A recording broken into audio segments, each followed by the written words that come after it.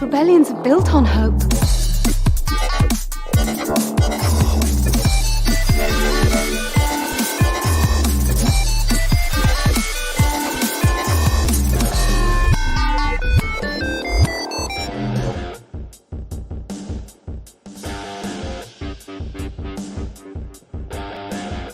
And welcome to another episode of Radio Rebellion, a Star Wars podcast. I'm your host, Alberto Calderon, and thank you for joining us on another Star Wars Saturday. And look who's here, look who's back. It's our co-host, Oti, back from a very important day he had last week.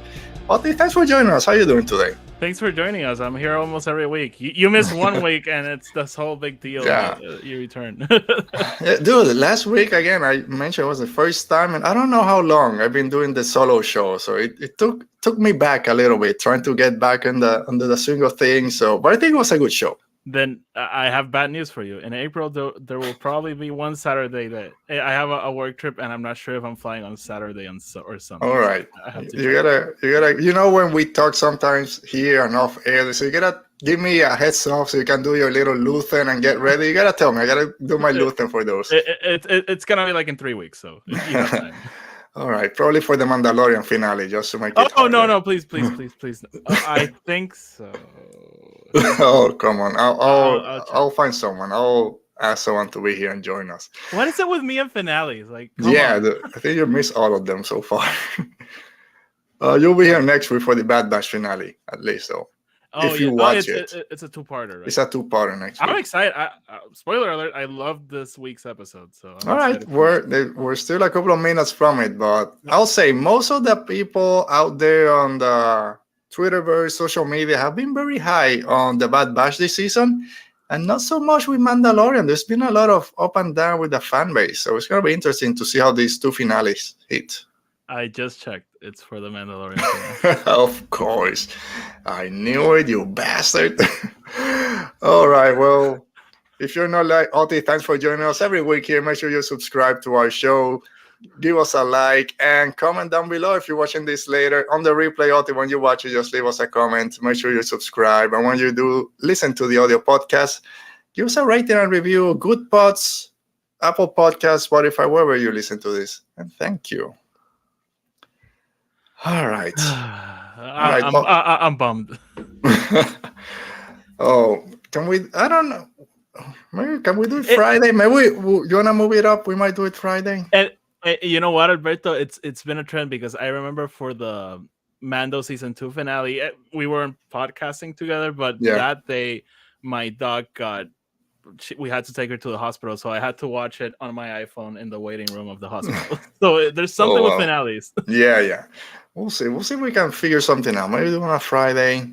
When is it? Is it April? No. 19th. April 19th. No, I got something maybe 1 or 2 weeks before that, but not that day. We could maybe like pre-record it and air it live today. Yeah.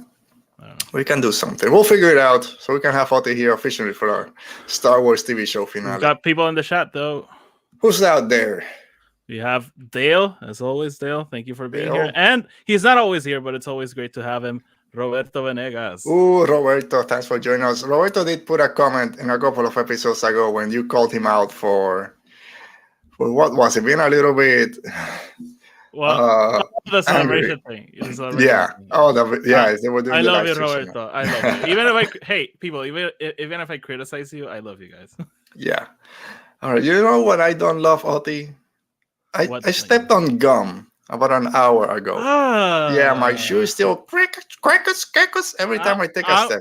I'm gonna knock on wood before I say this. I haven't stepped on gum like in 10 years, maybe. Yeah, dude. Same here. For some reason, I went to Domino's. I haven't gone to Domino's. Same thing, probably like 5 years. Stepped out, cracks right there. Anyway, if you guys are ready, I'm not ready. Let's talk Star Wars. And what do you know? It's Star Wars news. Star Wars news. What a conundrum of a week. All right, Oti, we're gonna start. This news is a two-parter. So let's go with part one, and it's per Jeff Snyder.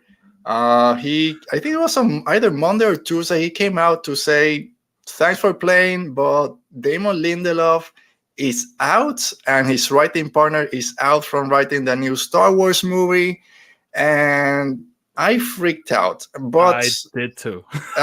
let me get all the names right because I did write it down. So Lindelof and Justin Britt Gibson are out, but Charmin Obaid Chino is still on board to direct. And I'll do my part in a little bit. But when you saw this news, did you freak out? I know a couple of weeks ago we talked about people just relax. Movies take time, productions go up and down, just relax. But this kind of out of nowhere. I know we don't curse here, but I freaked the out. I freaked out completely. I was like, what is going on? What's happening? I have a math teacher. I had a math teacher back in high school that taught me something very important. Never act when you're angry. Never. Okay. Because you're going to say dumb shit. You're going to do stupid things. So I just didn't tweet. I was soaking it in myself. Very butthurt because I love Damon Lindelof. I think he's a brilliant creator. And when I saw that, I was like, nope, I don't like this. And, you know, Charmaine, she did Miss Marvel, which I'm very excited to see what she does with a movie. So I haven't seen her previous work, so all I know her for is Miss Marvel. But I am excited for her to direct. But I was like, ooh, what is this? And we've been hearing about this for a long time. So it's like, where is this going? But I know I'm getting ahead of myself, but we'll hold that part for later. But I had a good pick me up. Yes, exactly. I think that's the perfect way to say it. Dude, I woke up, I think it was Monday. I think the news dropped like at 2 a.m. or very early or very late. When I turned on social media, that's the first thing I saw was that tweet from Jeff Snyder. Someone had retweeted because I don't follow him. It was Lindelof.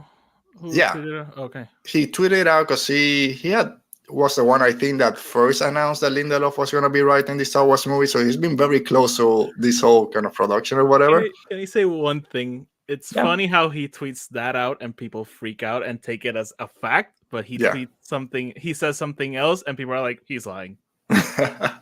Yeah, and I was one of those that like when what the hell is going on? I didn't even click on the news article that he wrote. I just retweeted, what the hell is going on? Is it April Fool's already? What's going on? I thought the same thing. I thought the exact same thing. But then, like you said, cooler heads prevail. I said, let me read the article. I should have done this first.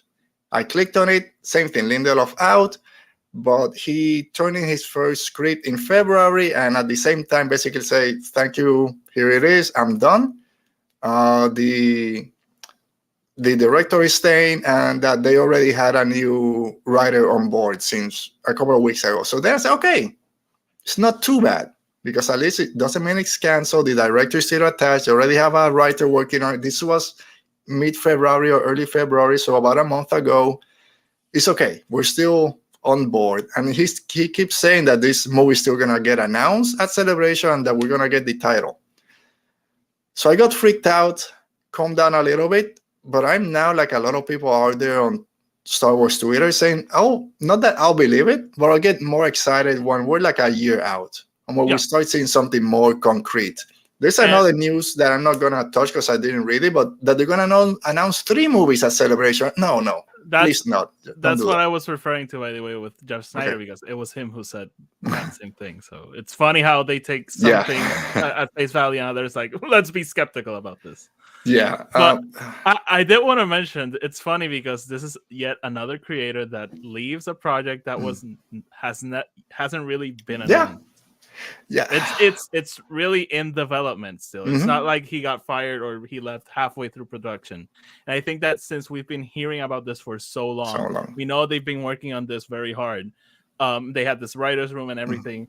I think that people feel like it's happening again. The whole Lord and Miller and Rogue One, and even Andor was a show who had production issues. Yeah, it's a lot of. And again, we talked about this in Roberto's tweet, I think. Like, Solo was a messy production, and we love that movie. It is what it is. Andor, I remember Andor because there was 2 years Andor I think went to about 3 or 4 years since it's got announced to where we finally got it. And 2 years with nothing in between that people were saying this is not going to happen. They just haven't said anything. we had the Americans creators working on it. It was going to be a 5-season show, and all of a sudden they get fired. We get Tony Gilroy. No, it's not 5 seasons anymore. And what's his name? Tudyk. Alan Tudyk. Alan Tudyk is not coming in season 1. You have to wait, and we know how the show turned out. Yeah. So for me, even though it hasn't been announced, since we've heard so much about this, we talked here about how Yahya was supposed to maybe be in talk to star in the movie because he has history with Lindelof because of Watchmen, and we're getting all excited. I thought this movie was further along, not just, here's the first draft. I thought it was further on in pre-production. So to hear that the last month, it's like, here's the first draft. I'm not too happy with this. I'm just going to walk out. Was a big surprise. But reading the article calmed me down a little bit. And then I think the following day or 2 days later, Variety comes and drop, like you call, a great pick-me-up, that Stephen Knight from Peaky Blinders, the great British and Netflix show, is actually the writer that's coming in for Lindelof, and all is good with the world. I'm very happy. I would love to see what Lindelof was going to do, and hopefully this is just working that same script around. But I'm happy that they got someone of this caliber. Again, Peaky Blinders, very, very different from Star Wars. And from Miss Marvel for Charmaine. So it's going to be very interesting to see where this movie goes. One thing, let's go to the chat for a second. Roberto's, he was shocked because we're so close to Celebration, and that was one thing I was very worried about. Is this all of a sudden going to be a shuffle? Like, what do we do now? So I was afraid to. And hola, primos. Mo. Tony Gilroy is the savior. That should be the name of a Mandalorian episode, the savior. The savior. Tony Gilroy documentary. Don't we have one like that already? Maybe the rescue. The rescue. That's probably maybe by the end of this season. Yeah, but as you were saying, Stephen Knight, I'm a big Peaky Blinders fan. Yes. Even though I haven't watched the last season yet. I mean, I love the character work on that show. So. Hey, and that's also a show with phenomenal villains and phenomenal characters in gray areas. So, hey, if he wants to do a Star Wars, why not? Yeah. And I wanted to comment quickly on the 3 movies thing because I know you don't want to, but I do. I said I don't want to because I didn't read the article because I don't even want to deal with this. But it was on a John Rocca show. Jeff Snyder popped up and was talking about it. I just want to say, like, what if this is indeed a trilogy? And Damon Lindelof maybe got on board, and then, I mean, something personal happened, things changed, work changes, and all of a sudden he's like, I can't commit to 10 years of this. Sure. And he's like, here's my script. I left a great writer's room. We left some great foundation for what this could be, but I can't commit myself to this. And he leaves, and then you get Stephen Knight to pick up the pieces and go on. If this is the first movie of a trilogy, and Lindelof gave a treatment of what this trilogy is going to be, and then Stephen Knight comes in to work on it, yes, give me that. I'm fine with that. I don't want 3 different movies that don't connect, and it's going to be new writers and new directors, and we're going to get the same problem we always get. If it's, hey, we have the treatment for the next trilogy, okay, I'm good with that. Announce that if you want, but I don't know. Unless one of them is Solo 2 and something else. I don't know. I'm happy. I'm going to say Celebration is going to be very interesting. That first day when they do the Lucasfilm showcase. By the way, I don't know if I mentioned that day's a holiday. So. Wait, what? April 7th? Is it the 7th? Viernes Santo. That's a holiday over there. Gringos, they don't care. It's a holiday anywhere they speak Spanish. So I'm gonna go to my work and because of my religious belief and upbringing. That's such a weird day in Puerto Rico. That's like the 1st of January. Nothing's happening. Like, stay home. Yeah, it's weird. All right, and with that, we jump to another news story that does have to do with movies, but it's Star Wars on TV. Is that the directing duo that won all the awards from Everything Everywhere All at Once, the Daniels, confirmed that they directed 1 episode of Skeleton Crew. Show that we know nothing about, but we already know that the Oscar-winning directing and writing duo of Everything Everywhere at Once is going to be directing one of these episodes. Oti, I haven't seen this movie yet. Probably one of the few people that haven't seen it. How do you see this working in Star Wars? Skeleton Crew, we don't know too much about. We kind of expect it might be to a younger crowd because it involves these kind of teenagers that need to be rescued, but it is in the Mandalorian timeline. Filoni and Favreau are involved. What are your thoughts with Daniels working on it? I mean, with Skeleton Crew, people keep saying that same thing. It's aimed to a younger audience, but I honestly think it's gonna be very similar to Mandalorian in that sense, because it's not like Mandalorian is for adults. Like it's pretty kid accessible show. Sure. I would say. I'm not really putting that much stock on them directing. With TV shows, I need to see like more of them working on them. For example, Bryce Styles Howard, we have quite a few episodes she's directed, so we kind of see her style. But coming into direct one episode, TV shows are so much about the tone of the showrunners and the writers rather than the directors. Of course, directors can come in and give their touches and everything, but it's not like a movie that their staple is just like right in there. So we'll see. I'm excited. It doesn't get me like excited, but I'm not like over the moon as if they announced a movie with them, for example. I love that they didn't try to hide it. A report came out, and the next day they're like, "Yeah, we work on it. We went there, directed one episode, and that was it. Thanks. We don't need to talk about this again, so we don't have to make a big deal about it." Yeah, we did a Star Wars. That's it. Yeah. So I'm excited. I haven't seen the movie. I really want to. You should. I will eventually, but it's not streaming everywhere that I have, so I gotta rent it. It's streaming everywhere, every time, all at once. I'm this close to just kicking you out again. I guess I just love that for you. That was an easy one. I'll watch. I know they've done other stuff I haven't watched. Again, I don't know enough about Skeleton Crew to kind of think if their style might work on it. But like you said, just one episode, someone else wrote it, different showrunners, John Watts, kind of directly went to them and asked them if they wanted to come in and work on it. So I'll trust what they're doing. And hopefully, again, Celebration is around the corner, so hopefully we get a trailer or more news about Skeleton Crew. The only thing I'm starting to get with Star Wars, I'm not the first person to say this, they usually go to all these hot directors and writers, and then if they do one thing that doesn't hit with everyone, they kind of, oh no, okay, you're not working, you get out of here. That's a Disney thing, man. Like, yeah, they do it with Marvel all the time. That's really a big studio thing, honestly. Yeah, well, I wish they. No, I totally agree. I'm not saying like, but it is what it is. Like one little thing happens and then they reverse course. And I talked a little bit about it last week with Rangers of the New Republic. I thought that show should have gone on that way, especially last week of Mando. They should have just powered through, even with another actress, kind of replaying the role of Cara Dune, or just bring a different character instead of saying, okay, we're not going to do this. And now Book of Boba Fett, Mandalorian kind of suffers a little bit because of it. I don't agree with this, but if you were here last week, we could have talked about it. But that's it for Star Wars news. And we're going now to another segment that we like to call Star Wars on TV. Star Wars on TV.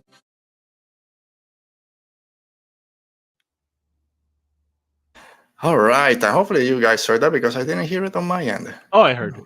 All right, at least that works. All right, Oti, The Mandalorian, episode 4, The Foundling. And before we jump, we're not going to go in chronological order. It all has to do with the return of Ahmed Best, Kelleran Beck, the sabered hand. We've been wondering for years who saved Grogu. All the theories were out there. The sabered hand, Kelleran Beck came out. How loud did you scream when those doors opened and you saw Ahmed Best? So I had the best timing on this because they were saying Kelleran. I was like, wait, I remember that name, and I started googling what's Kelleran, and just as I hit search and looked at the TV screen, he popped up, so I wasn't spoiled on who they were talking about. But it was like if I were looking at my phone, I would have gotten spoiled. So my jaw dropped, Alberto. I could not believe what I was seeing. It's gonna sound like too exaggerated, but for me, it was like that close to when Luke showed up in season 2. Like, I just could not believe this was happening. I mean, it's same thing, and I understand what is that close as Luke showing up, because Luke made sense, right? Seeing him there mowing through all the troopers was kind of eye-opening. But you kind of thought, yeah, it's probably Luke, the one. As soon as you saw the X-Wing, you knew it was going to be Luke. There's no indication that Ahmed Best was going to show up. But it made sense also. Oh, 100%. I was spoiled like 40%. It doesn't matter. It's my fault. I said I wasn't gonna watch the show till late that night. I'm not gonna be on Twitter. I went to Facebook, of all places. And the first thing that pops up, I think Screen Rant, who suck at everything. Oh my god. I think I had those Mandalorian spoilers without context. And I just saw a picture of Jar Jar Binks, and I closed it. And I'm like, Jar Jar Binks is not gonna be there. But if it's a Gungan, we haven't seen a Gungan in live action since the prequels. I'll take a Gungan, that's fine. And then I went to Twitter just because, I go from the earliest tweets up, so I go backwards. And our friend Mo, who's on the chat, she had put, Ahmed Best, like, or something. Oh my God, Ahmed Best. I'm like, is Jar Jar here? What's going on? So I thought it's not gonna be Jar Jar. It doesn't make sense, because she would have said, "Oh, look at Jar Jar." So I thought that Ahmed Best was just one of the Mandalorians under the helmet that we see for the first 10 minutes. So I'm like, okay, maybe I didn't catch the voice. But when they said Kelleran, take him to Kelleran, I clicked. I like, oh my God, is it gonna be him? And when it opened, I'm like, this is awesome. It was great. There still has to be that moment where you're like, wait, are they really gonna do this? Like, yeah, so you don't know. It might have just ended, because this, you know how long this flashback goes for. Just like in Mando, when you see that X-Wing, you're like, but is it really that X-Wing? Yeah. Can you see R2 there? Dude, but he was great. I'm so happy for him. And I read the interview he did with StarWars.com, where he said that he sees the Force as waves. It just brings all the High Republic element into it. But he knocked it out of the park. Like Elsar Man. Yes. The water. And he can feel the waves coming. And that's where he knows where to attack and where the blasters. He has a great understanding of the Force, especially the way we're looking at it now. But seeing him fight all those clone troopers, taking Grogu under his wing, protecting him, getting that weird speeder with a sidecar, of course, it was perfect for him. And they just see the temple just burning in the background, the Jedi Temple burning as they're driving off into the Coruscant night sky. Always great to see. I felt like so happy at that moment, because here, he had gotten to do Jedi Temple Challenge, which I'm not gonna act like I watched it every week, but I just checked out like 2 or 3 episodes. And that was a ton of fun, and he was having a blast, and he was a teacher, right? And so here he is popping up. I could have sworn that show was set in the High Republic, but then it's apparently it wasn't. I just made that up. I don't know. But so I was like, well, this doesn't really make sense. But honestly, I did not care at all. Even if it wasn't High Republic, they could have established him as Elsar Man's teacher, and it would have been like, I don't care. It would have been great if the droid from Jedi Temple Challenge was the one driving the ship. That would have been pretty cool. Yeah. And the sabers were a different color, but again, like whatever. Like it's him getting that moment, to be back. And I would be fine if Jar Jar's back, but him showing his face and being like, hey, hello. Praise me. I tweeted it out also, because back in November, I just put out a tweet just joking. Now that Snoke, we can see Andy Serkis. It would be great if we get Ahmed Best as Kelleran, and we got him. So I'm very happy. Like you said, it makes sense. I'm glad it's not a Jedi that we know of. It's someone new. It's completely detached of any baggage. Yes. We don't need to worry, where were they during this period? Why weren't they helping over here? All this stuff. I mean, we're still in that territory, because we saw who saved them immediately. Where did they go? What did they do? Where's Kelleran during the Galactic Civil War?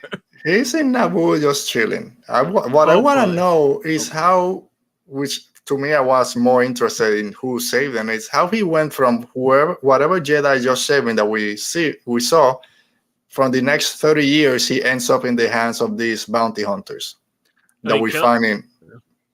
So I want gonna be like very old by that time, so who knows? Yeah, we'll see. I love his fighting style. He picked up at first I thought that he had two lightsabers, which he had obviously, but he picked one up from one of the dead Jedi inside the elevator or that lift. I love his fighting style. He was very serious. He wasn't there making jokes or stumbling. He just came to prepare to kick ass and just save Grogu. Yep. Oti, I'll just ask you, because everyone now has their theories of who sent the Naboo cruiser. Who is Padme? Was it Jar Jar? I mean, Padme's dead by that point, or almost dead. Yeah, and some people, to me, it can be Padme. She didn't believe that Anakin was there. If she was going to send someone to help, she would have called Anakin, not someone we've never heard of. If they want to say it's Jar Jar, whatever. Okay, that will be kind of fun. I don't even want to know. He just knew people from Naboo. No, I don't care. Maybe she did send them, and they were like, "Oh, this is Ahmed Beck, Keller Beck. So let's like help him." I guess. I don't know. But that's just like minutia. I don't think that's important. What's important is that Ahmed is back. He's back. It's not just a background role. Like he came in. Hey, here are your Mon Calamari flan, and walked out. It's a very important role. He said that he wishes to have his back. I'm all on board. Give me a book. Give me a comic. No. Give me I don't care. Give me something. Dude, give me a book that spans 30 years since that moment till Grogu gets taken, and it's the life of Keller and Beck. That would be awesome. I'll take that. And have Ahmed Best, of course, do the audiobook for it. All right. So, but most of the episode, before we start, no, we're going to go. I'll come back to it. Most of the episode at the beginning, we're in this planet again with the whole covert is out.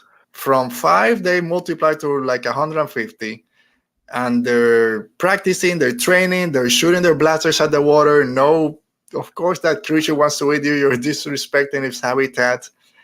And a great scene. I like seeing all the Mandalorians training. And then we go to Grogu challenging Ragnar. Did you enjoy this scene, watching all the Mando wasting their ammo, just shooting at the water for no particular reason? I'll just throw this like umbrella over the whole episode. And I say this in the best way possible. If you take out that a flashback, this episode was so silly. Like it was so silly through and through it. At times I felt like I was watching like a Power Rangers episode, with the weird monsters and seeing all of them training. Like, and again, it was a ton of fun.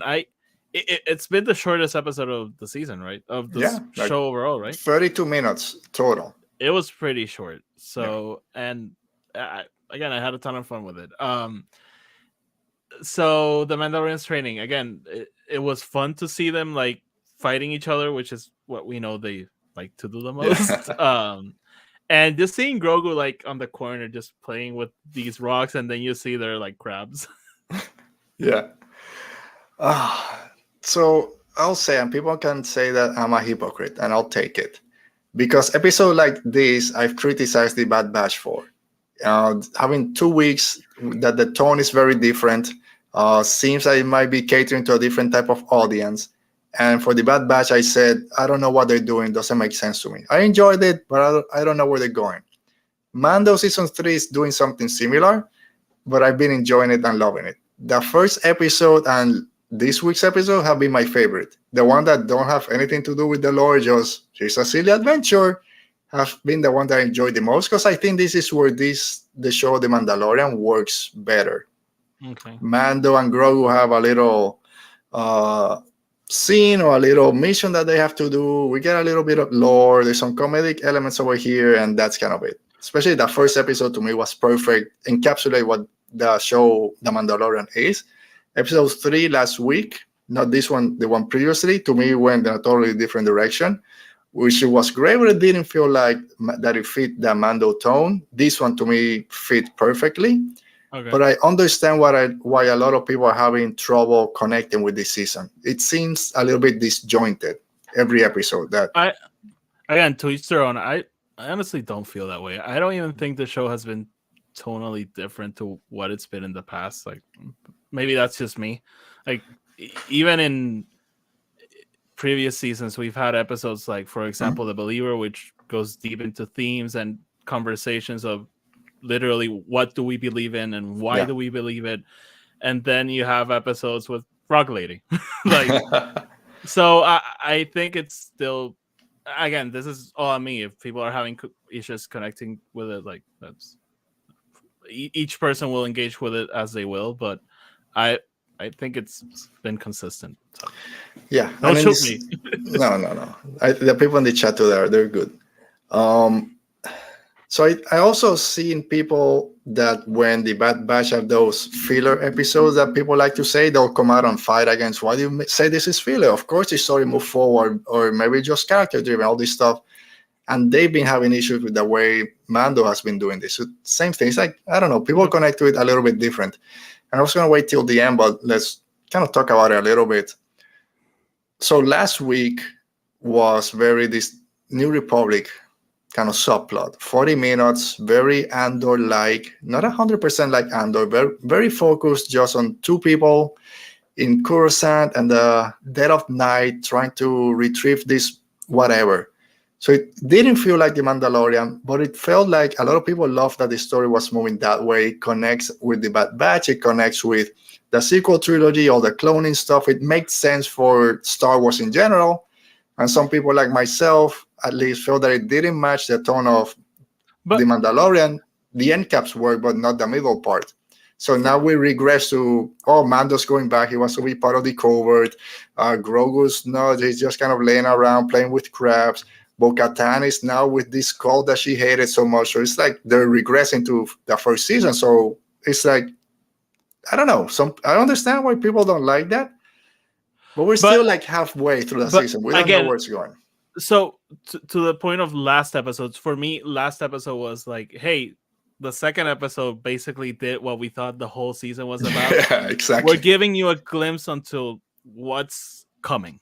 And for me, it's like the Empire, Moff Gideon, whatever, they have their seeds throughout the Republic and something's coming. Regardless. Regarding the whole people being like, they're going back. Character arcs, people. Character arcs. Like, we still have a lot. Man, I get very frustrated with these conversations because, like, it's the same thing with the filler. The show is not over. We don't know where this is going. Like, calm hell down. Yeah, I think, and most people that I've seen, at least people that I follow, we've had on the show that are having trouble with the season, have said that let's see where it goes. Right now, they're falling behind a little bit. Let's see where it goes. So it's not just saying, this has been a waste. Yeah. So they're waiting. They're just frustrated with how it's going. I've seen those conversations. Yeah. Like, well, they don't know what they're doing. They're out of ideas. We're going. Come on. You know who doesn't know what they're doing? Who? The Mandalorian covert that builds their own freaking base, or whatever you want to call it, next to the murder river that now is filled with dragons that have been constantly taking their children, and they're still there. They haven't moved away. Did you see Candace's tweet? Live texting with Arzu while she watched the episode. No. Arzu, like, every 5 minutes texted her like, how many kids have been taken? And that was me watching the episode. Like, this has happened before. Wait, what? And we're still here? Like, they always get away. Pause. How many kids have been taken? So I think it was her also. Don't shoot or he'll kill the kid. Well, he'll take him and kill him anyway because they've done it. And I tweeted out Candace. Maybe when you're not here, I'll ask Candace over here. I tweeted out when that happened, Bo-Katan didn't wait. She got on her ship and went straight after this beast. And I said, you see, Bo-Katan took control and she took care of business. That's why she's a great leader. And she's like, well, maybe the children of the Watch are not so good because they've been losing children left and right and they don't know how to act. So, yeah, I think that's right. But it was great seeing this dragon in Star Wars. I love the design of it. Was great, kind of weird, still with the beak, similar to the turtle creature. So it was a good action scene. And I think you're frozen, which means you're probably not here. I'm here. Oh, I'm here. I there you go. accidentally stepped on the Ethernet cable and disconnected it. Sorry. Oh my goodness. Did you like that dragon design and the whole thing? Let's go follow him and then come back. I mean, again, for me, it was a very silly episode. We had to give them something to do, and you know, the dragon design I really didn't pay that much attention to. Again, it was 4 a.m, so I was like, oh, okay, cool. I did like the baby designs. They were like creepy. They were very creepy. And I'm glad I was watching the episode. I'm like, man, if Cal Kestis was here, he'll be, oh yeah, more creatures to kill. Just slicing those chicken wings. Yeah. So what were your thoughts watching the scene after they find the lair or the nest, and then Bo-Katan goes to Dean, oh, how do we eat if we don't take our helmets off? Oh, we all find kind of our spots where no one is looking at you, and then you can take it off. Kind of weird, but okay. But then Paz Vizsla goes, oh, you're the leader of this war party. You've earned the fire, and leave her alone. And for some people, we're like, oh, she's got the respect of them. She's been given the fire. For other people are like, look at this place, or she's all alone. Is this really what she wants? What was this scene for you? I have a lot of thoughts about Bo-Katan joining this group. Mm-hmm. And I'll mention people. I've seen people get angry at this, like, they're butchering her arc. But I'm seeing Bo-Katan as someone who, we know was like basically depressed on Calavera and just sitting there on her chair eating ice cream or something. And all of a sudden she goes with Din because her home gets destroyed. I think that's fairly appropriate that she go with a friend. If your house burned down, I'm sure a friend would come like, hey, come with me. And then you get there and it's a cult. But in her case, we know what she has said in the past. We know she was a part of that Death Watch. But I think what she's seeing is like, I've tried so hard to bring this group together and failed constantly.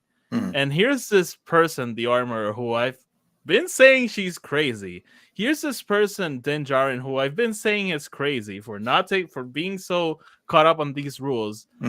And I just had this epiphany moment seeing him take this baptism and then going down there and seeing the mythosaur. Like, I think it's kind of as someone like left a religion and then was like walking down the park and literally saw Jesus, or they thought they saw Jesus, and they're like, what's going on?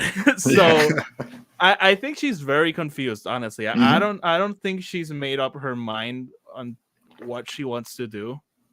And that, again, we'll talk about that scene later, but I think she's still making up her mind, and she's seeing for the first time Mandalorians being together, helping each other. And it's not at the part they're not pacifists like Satine wanted, but they're together, which is more than most Mandalorians can say, because they were always like fighting and getting separated. So and that's basically a little bit what I said last week, is that all her people left. She came back without the Darksaber, and they basically said, okay, you suck, or you can't lead us. And they just left her. Took all the ships, took everything, just left that one droid. And a big castle, but whatever. She's all by herself. And the first day she goes and meets this covert, they accept her right away. They don't care about her past. It's, oh, you took the dip in the holy water? You're one of us. And so I congratulate her. You're one of us. You're part of the Children of the Watch.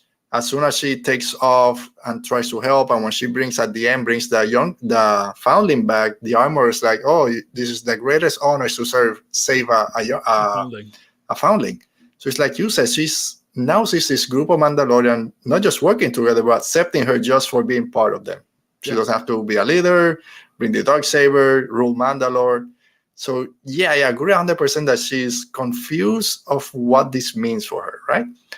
And we're only halfway through the season. I'm pretty sure we're gonna get Koska Reeves and Axe Wolf back, and then that's hopefully creates that conflict to see where she's going to land. I just want to say, like, I hope the arc isn't, oh, they were right all along and we tricked you into thinking they were crazy, because I think they've done some questionable things and cults aren't good.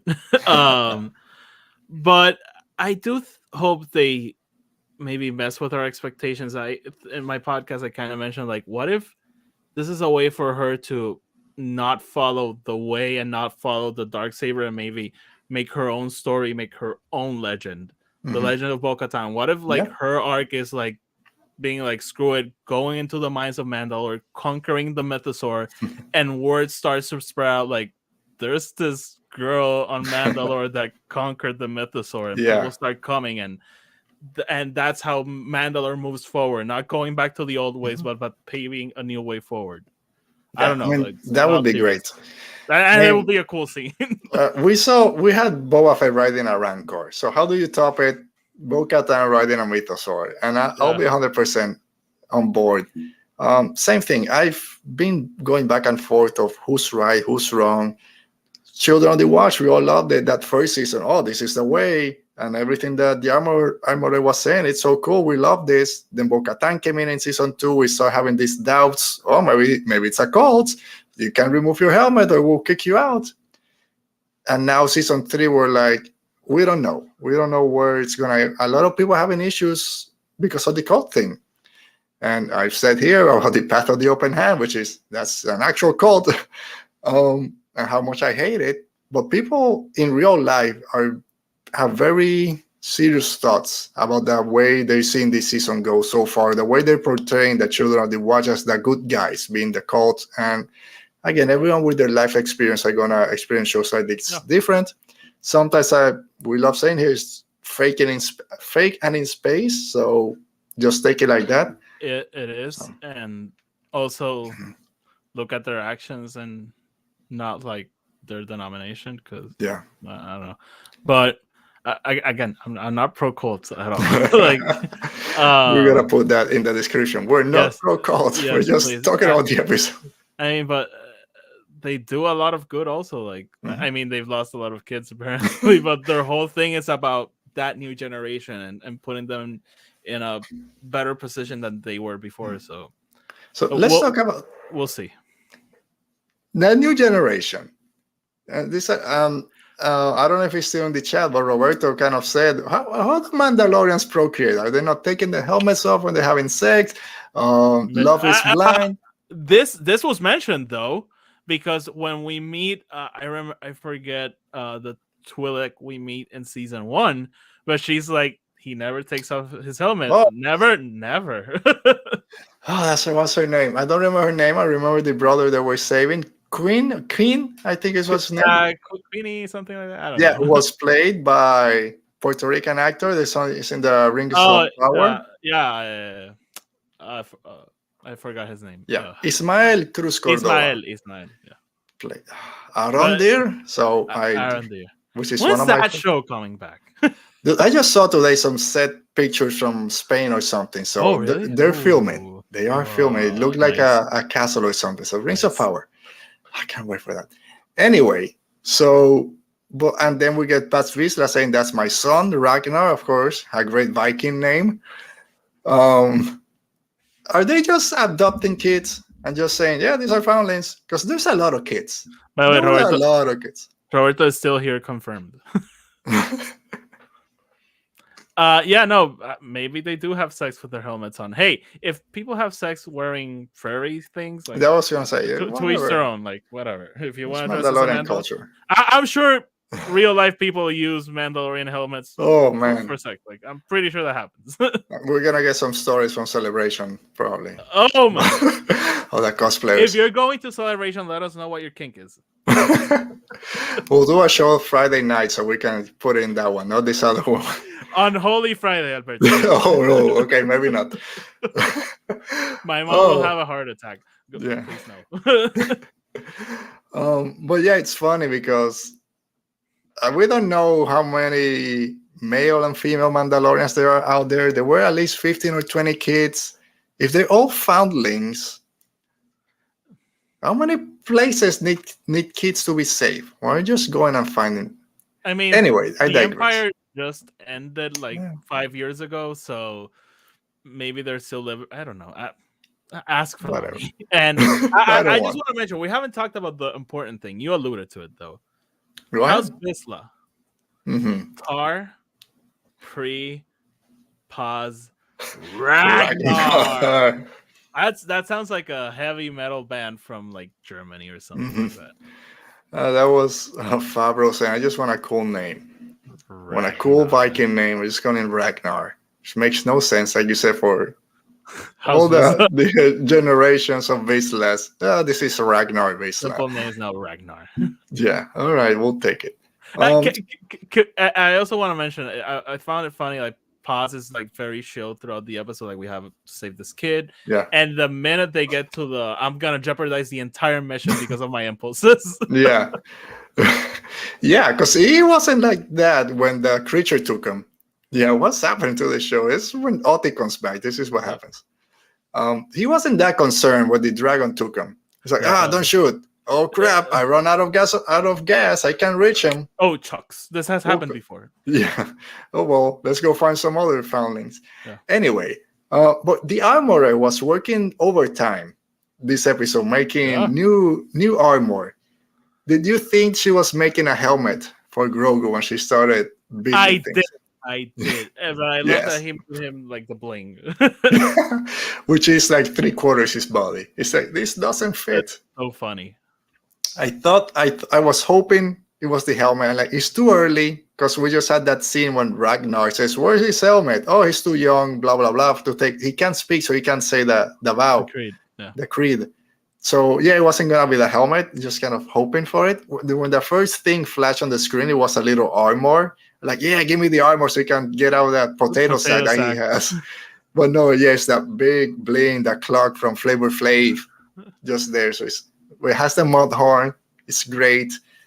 He's gonna get shot there sooner or later, and the Vesker's gonna save him. Just so I can't wait for them to give him armor and for Sideshow to sell me another life-size. They gotta do like American Doll girls or whatever. Ooh. Those giant, and then you just buy the different clothes. You just buy clothes. You can actually take the potato sack off of him, and what's down there is kind of weird. No. The plushy one that I have here is kind of broken here and just green. No, it's okay. Okay. Just give me something else, because when he does that flip fighting with Ragnar, you need to bend when you flip. It's so silly. It's so stiff. It's just throw him. It's literally they're flipping the doll. There's CGI, just bend it a little bit. No, just flip it back and forth. No, just leave it. It's hilarious. I love it. I'll give you that. Yeah. Oh man, I just wish that's gonna be the. We have Moon Knight over there protecting Grogu. Oh, okay. We're good there.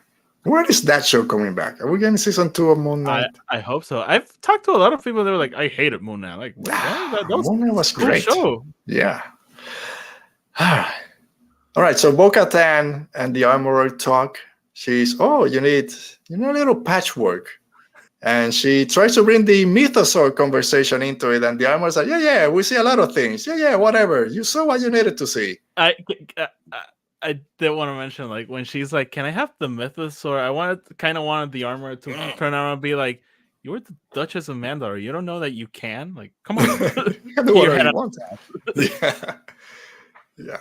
It was good. She got the mythosaur. I love that scene because I think that's the moment you see she's still like making up her mind on what's going on. I think she's going through like a crisis of faith or something like that. Of course. And I love that scene because she's like, I was listening to Force Center and they were talking about it. Like, if your kids go like, Mom, Dad, how are babies really made? Like they already like kind of know it. They just want you to admit it. And you're like, well, when the bees and the birds and so it's kind of like that. Like, she's like, I saw the mythosaur. And I was like, sure you did. Sure you did, honey. Yeah. Here's some patches. Yeah, you can look at it every day. Yeah, we've had that conversation at my house already, so I do understand. You have young kids. You're kind of like the Armorer. Yeah. No, I was gonna say we tell it straight up. No, it's enough for their age, but we don't sugarcoat it. They know. People need to know. Anyway, so we're halfway through. Let me change my light. This I forgot to charge one of my lights and it's dying, so I just gotta move this one here. Make a mess out of everything. Oh my god! Now I can see you. Whoa! Let me turn this one off. What a difference! It's the same thing. Halfway through the season, Oti, you cannot say that you're enjoying it. It's gonna give a strobe light effect. There we go. Where do you think we're going? We're halfway through the season. The pirates haven't been back. Last week I bet my whole house in the pirate plot is coming back. When the episode ended, I was like, Alberto's so dumb. You were like, well, Carl Weathers is coming back, so it only makes sense now. It makes 100% sense. I don't care that it's called the Foundling. The Pirates R5 is gonna say that Griff Carr got called, and it makes sense. Nothing. I think that'll be next episode, unless next episode is more on Dr. Pershing and the New Republic. Do you think we're getting back to that at some point this season?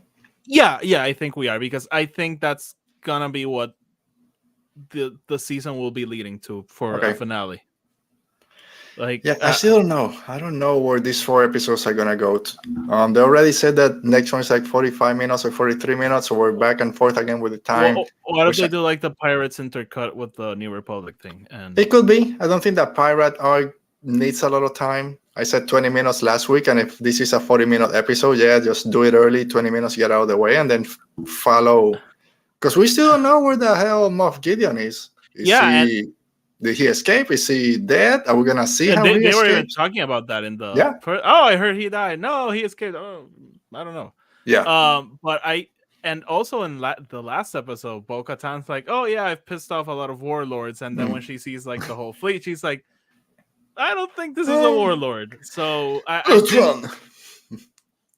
so soon? I don't think he's gonna show up, but I think that fleet might be part of it. What if they leave us on a cliffhanger and they get like massively attacked, like a bombardment, like Night of 1,000 Tears, and leave it there? What happened to Grogu? We don't know. What happened to Din? We don't know. The only one we know who survives, Ragnar. And then we get like Book of Boba Fett in the credits. After the credits, Ragnar is coming December 2024.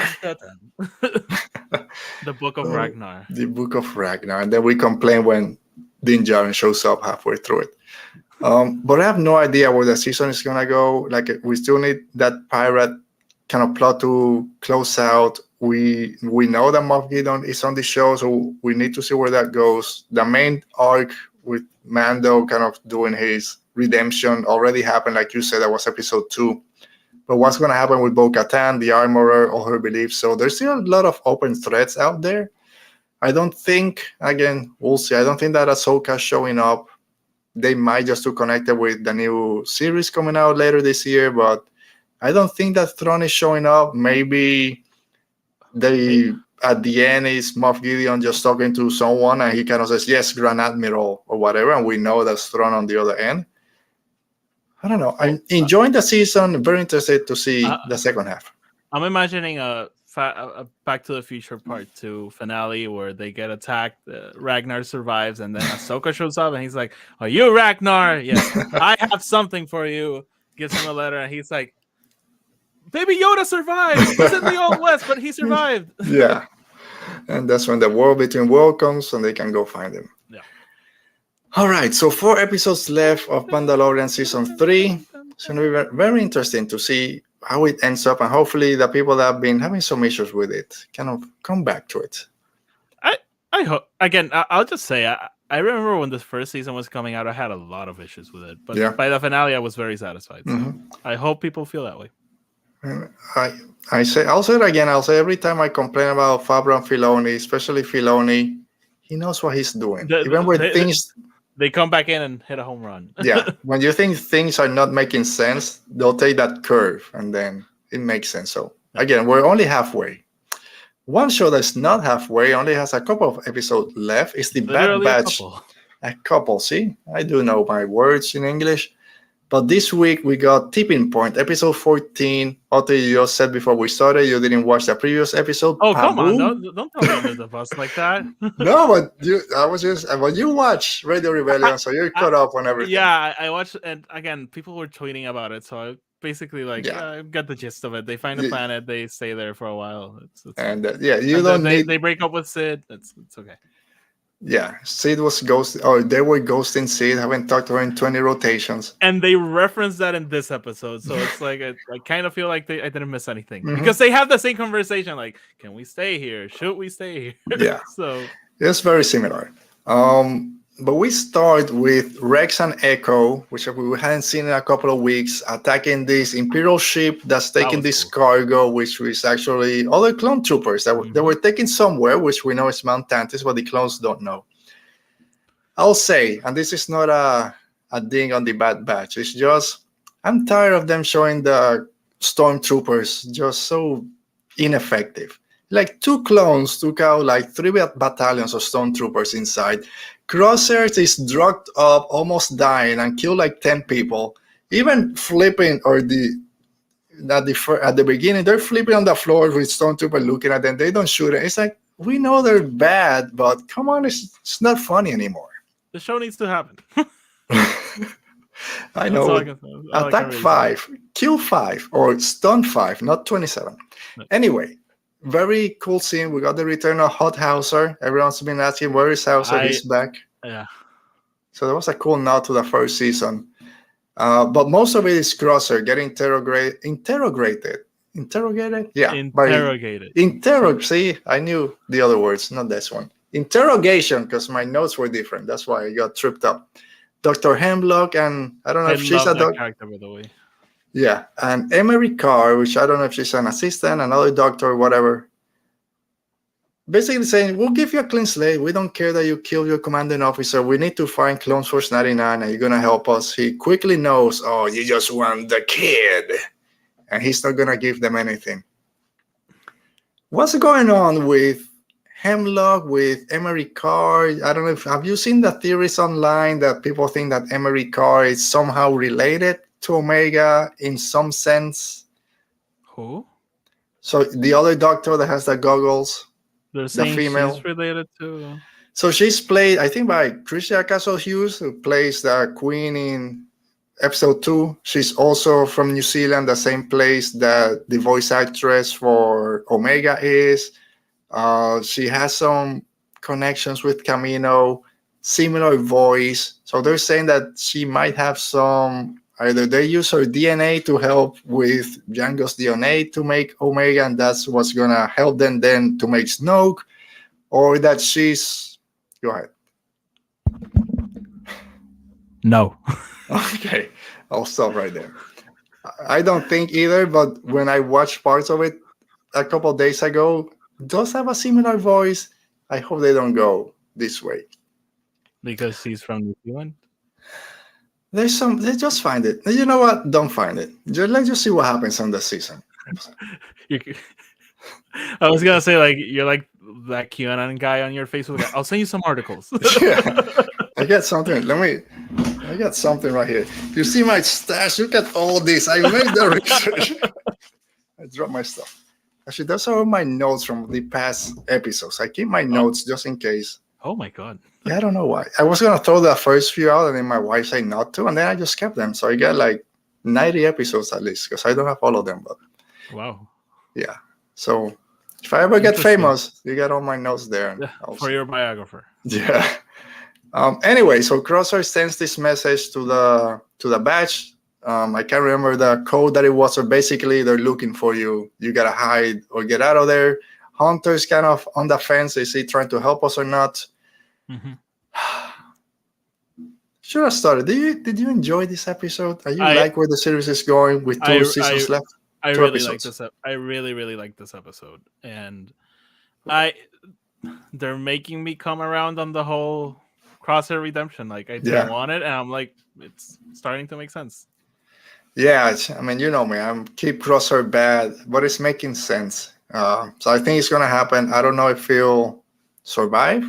He's still. I kind of, because he's developed some hate for the Empire. Like he's not happy with them. So I if it happens, I just hope they nail it. There's still people saying that he might be the first Death Trooper. I'm kind of leaning that's not gonna happen the way he's been acting these past 2 episodes. So I don't think he'll stay with the Empire unless they mess up his mind a little bit more. That would be very heartbreaking. Yeah. They find him and he's just like lost, and there's no way to like bring him back. Yeah.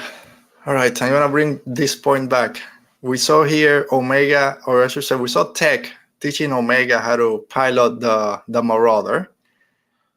Last week we saw Tech getting cozy with Fee, with the pirate. Oh, I heard the shipping. Yeah, going around. Some shipping going around. Same now they're shipping Echo with Rio Chuchi because she put her arm and be careful.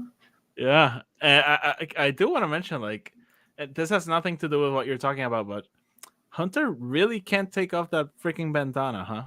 Like, they're like chilling there, and he's like, no, it's a 2. Come on, dude. Yeah, see Dale coming off with that surprise. They got me and they're using me to find you. Plan 88, the Seeker. Thank you, Dale. That's the code that Crosshair sends. The Bad Batch that Tech was able to decode. He picked that up and he decoded the other, knowing that they were taking clones somewhere. They still don't know where. They're gonna find out probably early next episode and then go to Mount Tantis. Thank you, Dale. I forgot it was a tattoo. It's a lame tattoo. This looked like dirt. Yeah. Tech, is he surviving this season? I keep saying that it's.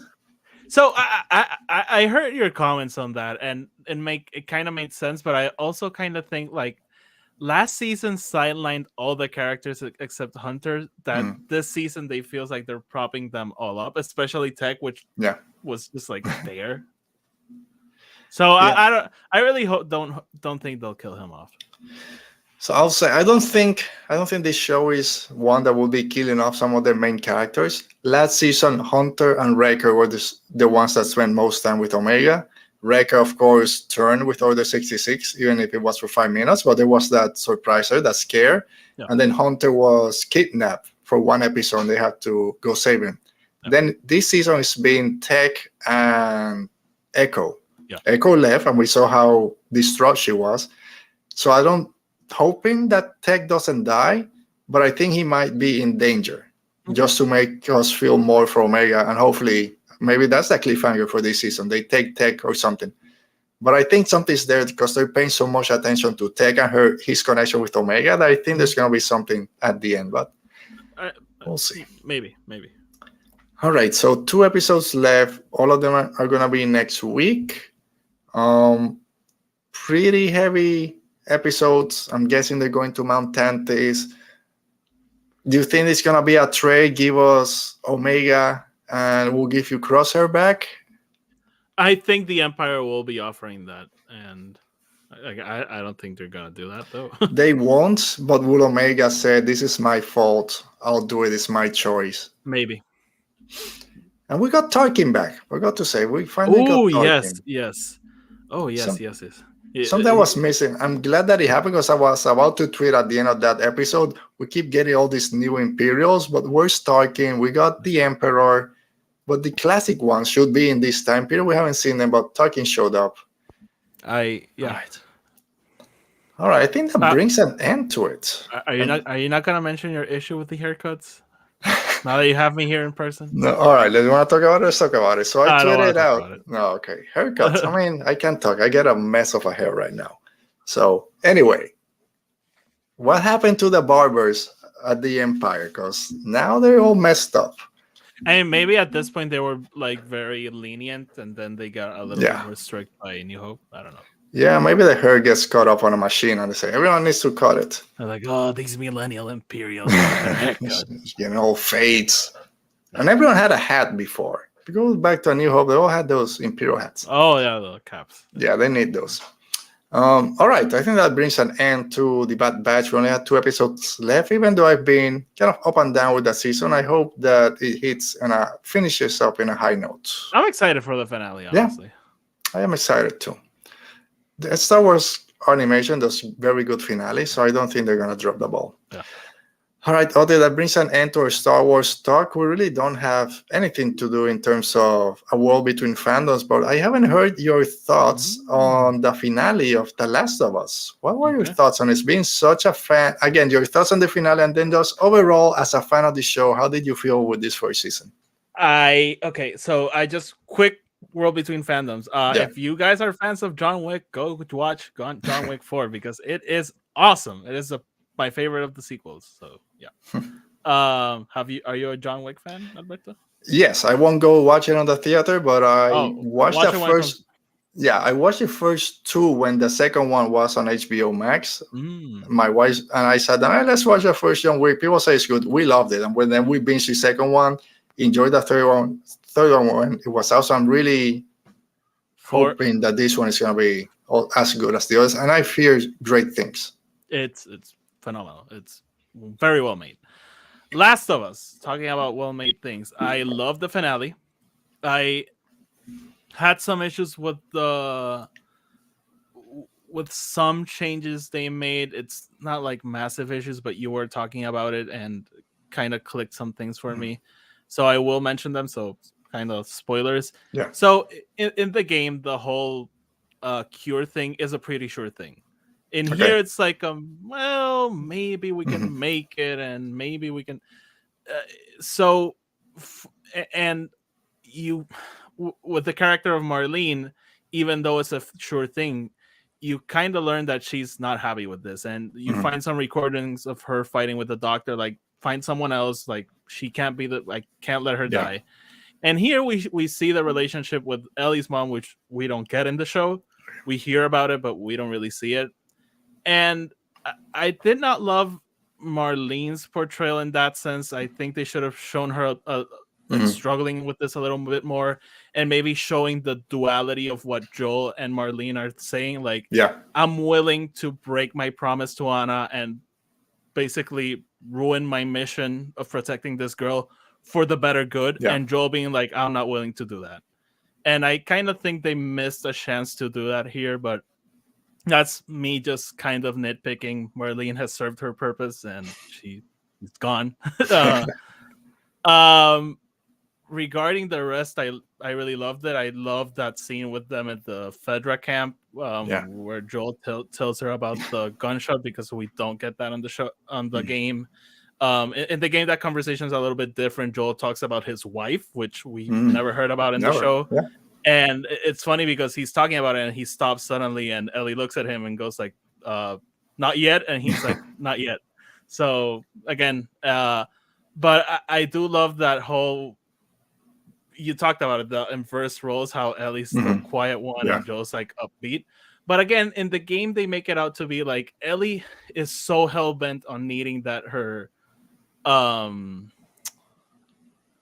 my God, her condition, I forgot the sickness. word. Her immunity means something. And in here, they don't really touch on that. And then that makes, in the game makes it very clear that what Joel is doing is wrong. And I kind of got a little bit grumpy seeing the reactions to the finale being like, Joel was right. If Joel was right, why did he lie to her? Why didn't he say, hey, Ellie, this is what happened. They gave me like a 1% chance. They had me at gunpoint, which was true. They basically left me no other choice, and I couldn't just. He doesn't do that. He flat out lies to her on what happened. And again,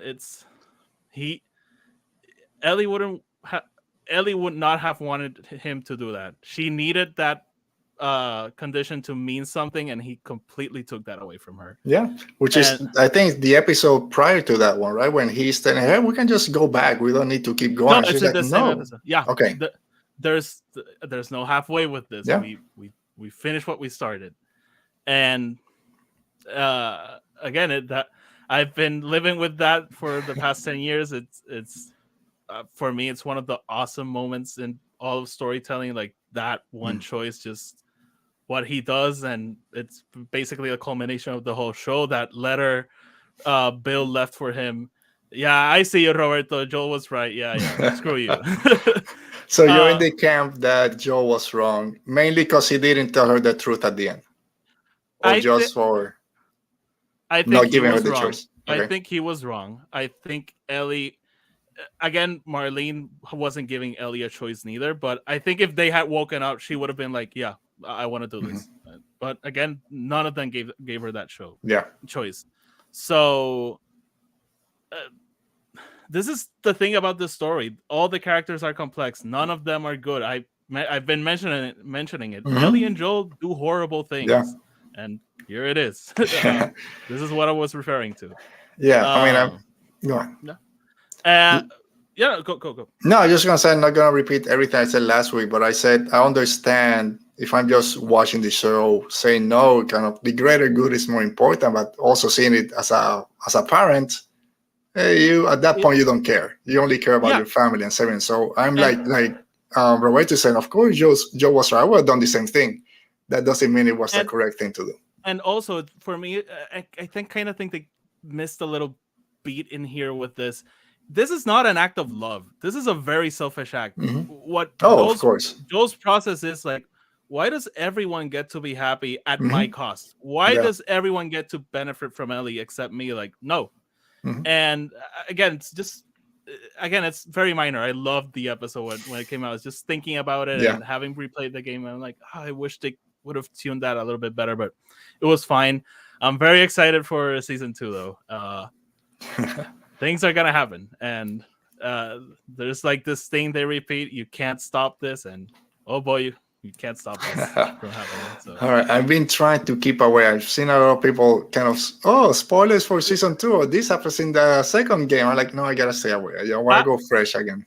I will mention if you're very curious, don't watch the cutscenes, please.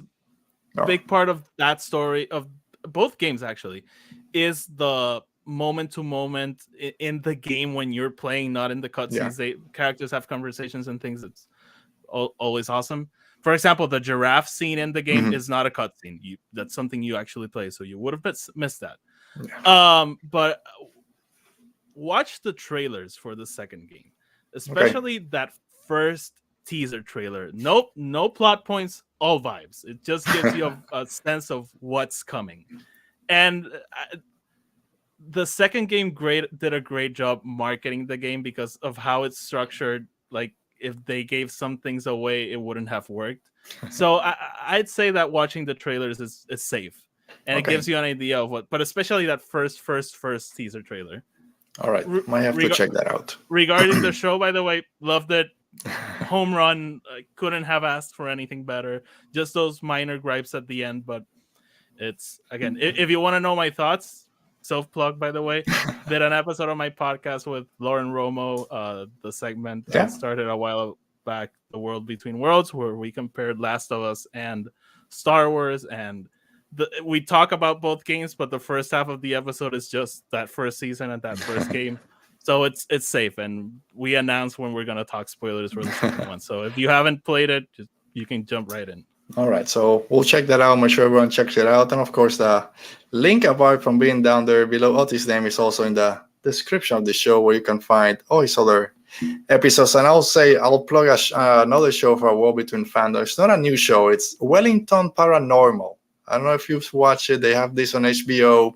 I have not. New Zealand show, which is so stupid. It's a comedy show about this police department. And it's two cops, one is so dumb, and the other one is not the greatest either.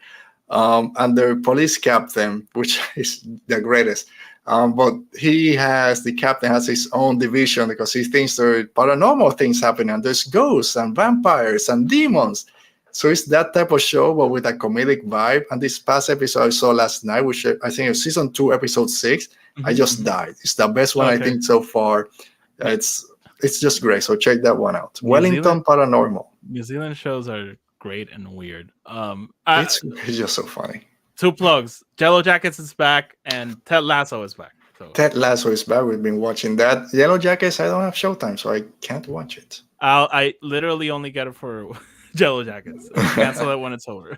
All right. I think I saw a free trial somewhere, maybe on Amazon, so maybe I'll check it out. It's wild and gnarly, so...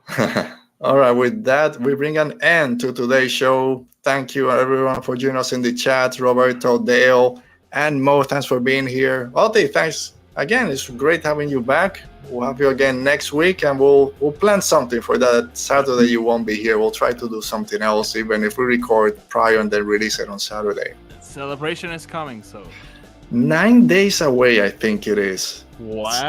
That's what I saw someone. It's the 7th, so it's a little bit more. Let's say 2 weeks. 2 weeks from now, celebration. I have some deadlines on celebration week, so. All right, but we plan to be here live that Friday to discuss everything that happens with the Lucasfilm panel and all the other panels, and tell people here, see, they did stream some of the panels, so make sure to catch us here that Saturday, that Friday, and then every other Saturday. Oti, again, follow him on all his podcasts and Twitter stuff that you can find on the description down below. Thanks for joining us at Radio Rebel Pod, and all the places you might think you might find us. We'll be there. Stay safe. Be safe. We'll see you next week, and may the force be with you. Bye.